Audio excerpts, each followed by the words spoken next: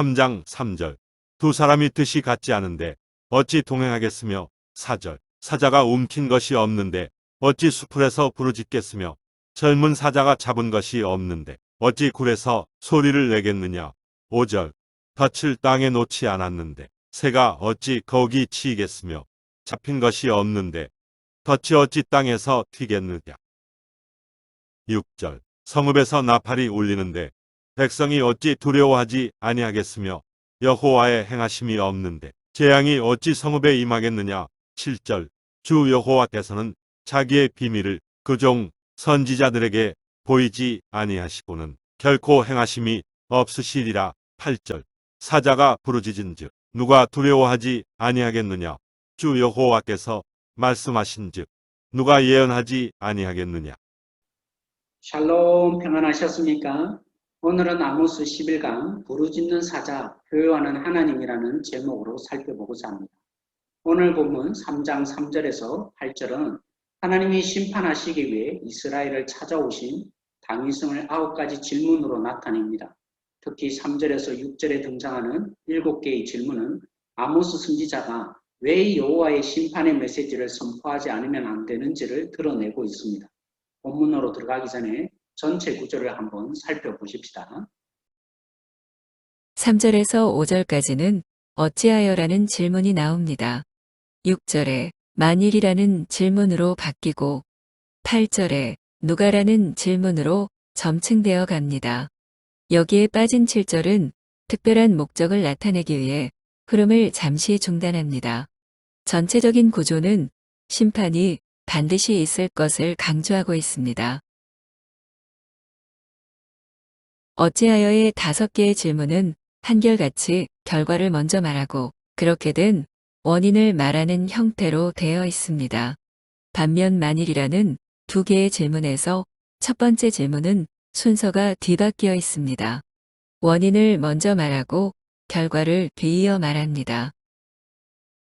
두 번째 질문은 어찌하여라는 5개의 질문처럼 결과를 먼저 말하고 원인을 뒤에 말합니다. 이렇게 서로 대조되는 형식을 만들어 놓음으로 3절에서 5절까지 말해온 모든 재앙과 불행의 원인이 어디에 있는지를 집중해서 보게 만듭니다. 7절에서 8절은 3절에서 6절에서 보여주려는 형벌의 당위성을 넘어서서 그 형벌이 누구로 말미암아 유래하였는지를 입증하는 데 힘쓰고 있습니다. 이제 본문의 내용을 봅시다. 첫 번째 질문은 여행 이미지를 소재로 삼고 있습니다. 무슨 일을 만날지 모르는 여행길에서 서로가 서로를 믿고 의지하여도 힘듭니다. 그런데 함께 길을 가는 두 사람이 친밀한 사이가 아니라면 더 힘들어집니다. 이스라엘은 광야 40년 동안 하나님과 함께 동행하는 것을 배웠고 서로 뜻이 맞지 않을 때 여행이 얼마나 힘들고 고달픈지를 배웠습니다. 그들은 하나님과 의합하지 못한 쓰라린 역사를 생생히 알고 있습니다. 동시에 그들은 진정한 믿음이 하나님과 동행하는 것임도 잘 알고 있습니다. 그렇다면 하나님과 동행자로서 언약을 깬 이스라엘 백성에게 무엇이 기다리고 있겠습니까? 언약의 규정한 형벌만 기다릴 뿐입니다. 이어지는 심판들에 대한 이미지는 각각 2개씩 짝을 이루어 표현되는데요. 전부 죽음과 연관되어 있습니다. 두 번째, 세 번째 질문은 맹렬한 사자의 발톱에 잡혀있는 사냥감. 네 번째, 다섯 번째 질문은 덫에 걸린 새.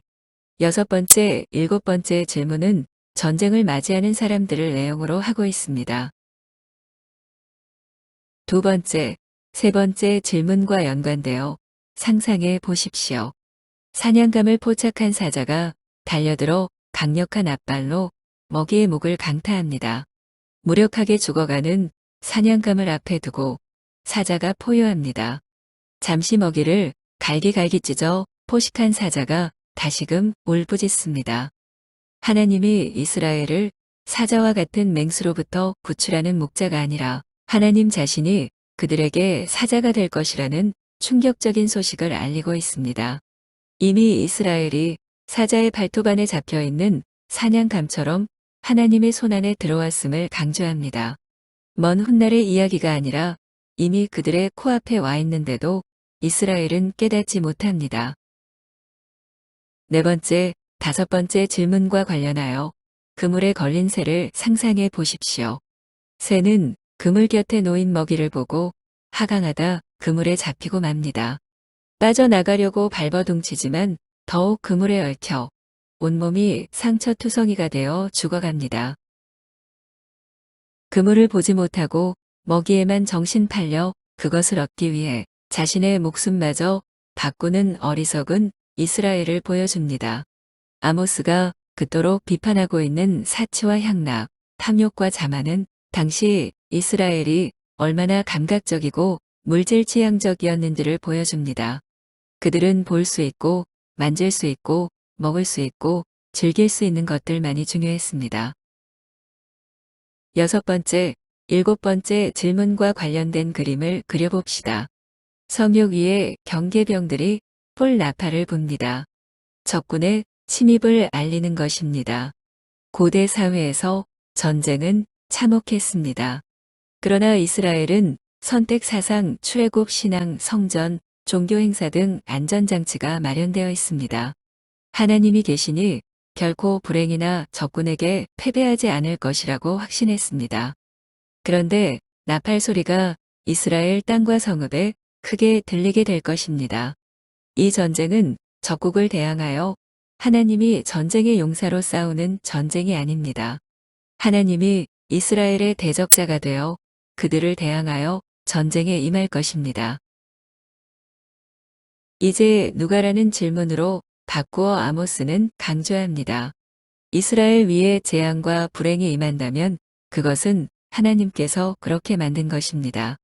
하나님의 보호를 당연한 것으로 여기고 잘못된 선택 사상에 근거 없는 자기 확신에 안주하며 우리에게 결코 전쟁과 불행이 임하지 않을 것이라고 큰소리쳤던 그들에게 아모스는 얼마나 우둔하고 헛된 것이었는지를 드러냅니다. 이런 선언 뒤에 아모스는 자신의 심판 선언과 형벌 결정이 자신의 판단에 의한 것이 아님을 밝힙니다. 그리고 하나님의 심판이 갑작스럽게 된 것이 아니며 하나님이 임의로 결정한 것이 아니라고 분명히 합니다. 하나님은 이스라엘이 잘못된 길을 갈 때마다 부지런히 선지자를 보내셨습니다. 그리고 하나님께로 돌아오라고 호소했습니다. 이런 끊임없는 하나님의 집념은 하나님의 은혜를 더욱 분명히 드러냅니다. 그러나 이스라엘은 반역으로 응답했습니다. 이제 하나님은 더 이상 참을 수 없게 되었고 심판은 피할 수 없는 이스라엘의 운명이 되었습니다.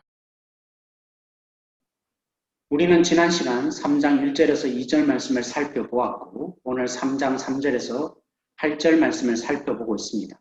시간 관계상 둘로 나누었을 뿐인데 원래는 하나로 읽어야만 또 진국으로 본문을 맛볼 수 있습니다. 우리를 주목하게 하는 것은 1절에서 하나님이 말씀을 들으라 라고 시작하고 있고 마지막 8절에서 하나님이 말씀하셨다로 끝나고 있습니다. 반드시 이루어질 말씀이요 누구도 심판을 피할 수 없는 말씀임을 분명히 합니다. 하나님은 계획하신 대로 이루실 것입니다. 하나님의 말씀은 땅에 떨어지지 않습니다. 그러니 우리는 하나님의 말씀을 따라 산다면 안심할 수 있습니다. 물론 우리는 하나님의 뜻을 우리가 헤아릴 수 있는 능력이 없기에 비밀이라고 바울은 종종 말했습니다. 그래서 때로는 윤리적인 지침 정도로 도덕적인 훈계나 삶의 처세술, 심지어는 건강의 원리 정도로 적용하기도 했습니다.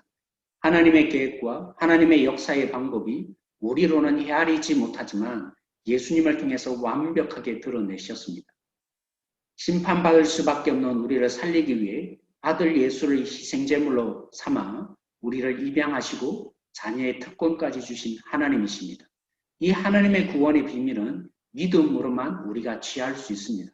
이것은 우리만의 특권이 결코 아닙니다. 우리의 말로 특히 삶으로 이것을 전하게 하시려고 우리를 구원하셨습니다. 로마서 3장 21절 말씀 읽고 기도하겠습니다. 이제는 율법 위에 하나님의 한 의가 나타났으니 율법과 선지자들에게 증거를 받은 것이라. 이제는 하는 말에 강조하고 싶습니다. 우리가 함께 이 시간 같이 기도하십시다. 하나님의 말씀을 알지도 못하고 깨닫지 못하는 우리, 절망적일 수밖에 없는데 아모스 선지자를 통해서 보면 볼수록 우리가 얼마나 죄인인지가 발견되어지고 두려워질 수밖에 없는데, 그런 절망적인 우리에게 이제는 하시며 복음을 주셨고 구원하시며 모든 것을 다 이루신 하나님, 그 하나님께 신뢰하고 믿음으로 우리 자신을 드릴 때 일어나는 온전한 복음의 능력, 오늘도 누려갈 수 있도록 기도하십시다. 같이 기도하시겠습니다. 하나님 감사합니다. 오늘도 우리를 살리기 위해서 돌아오라고 하실 뿐만이 아니라 돌아올 수 있도록 이 모든 주 보혈 날 자유케 하니 여전히 소망이 주 오늘도 앞에 믿음으로 나가는 나 주셨던 그 예배하는 구원 시간 나의 모든 것을 주께 드리네 주의 손 날 위에 지키셨고 주의 발 날 위에 박히셨으니 이제는 내가 사는 것이 아니요 오직 주를 위해 사는 것이라